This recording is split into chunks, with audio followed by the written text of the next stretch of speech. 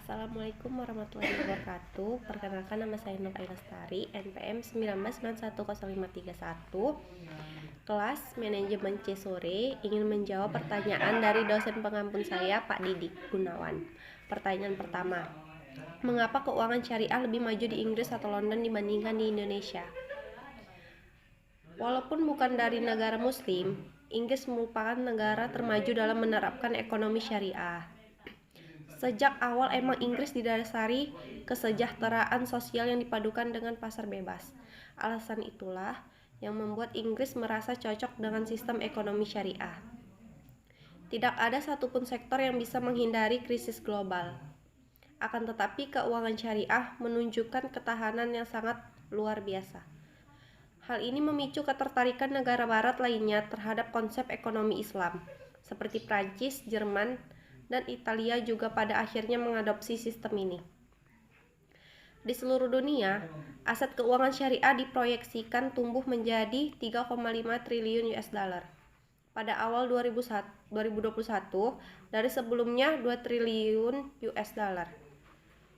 Mengutip laman Arab News saat ini, laporan Thomson Reuters Islamic Finance Development atau Resilient Growth yang dipublikasikan pada tahun 2016, telah ada 622 institusi di seluruh dunia yang menyediakan pendidikan keuangan syariah.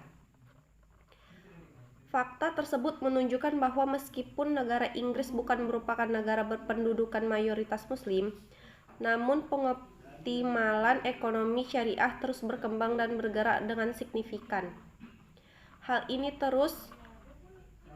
harus bisa memacu Indonesia untuk bisa memanfaatkan dan memaksimalkan peran dari ekonomi syariah untuk keselamatan umat dan bangsa.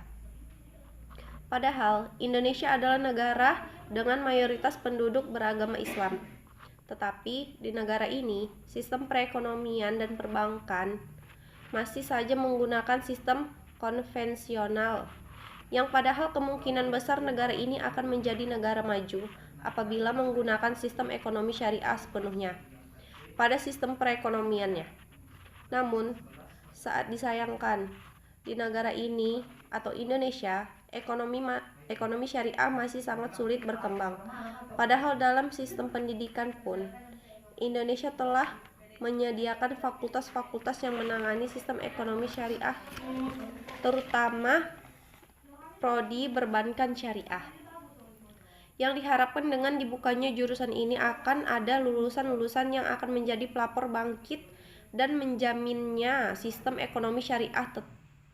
Tetapi malah sebaliknya, mereka hanya mempelajarinya tanpa ingin memajukan perbankan syariah. Jadi mungkin masih wajar di era modern ini bank syariah masih saja kalah dengan bank konven di Indonesia.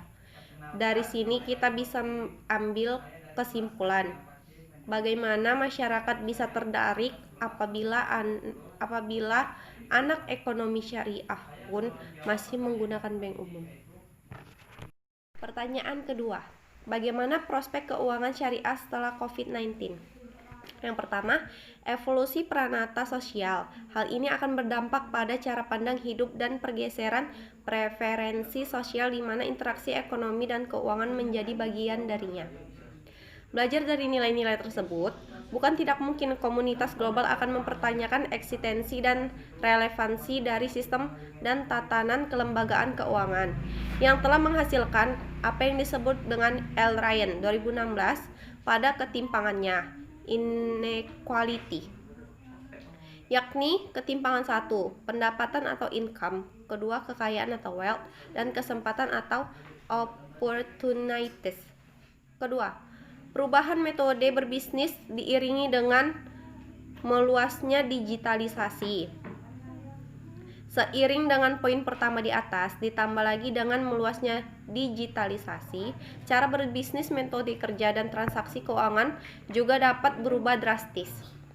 Otomatis proses produksi dan proses transaksi keuangan akan terjadi hanya dalam hitungan sekian detik.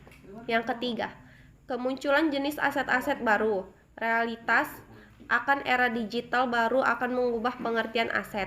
Konsekuensinya, lengkap dan building block blok kontrak keuangan syariah.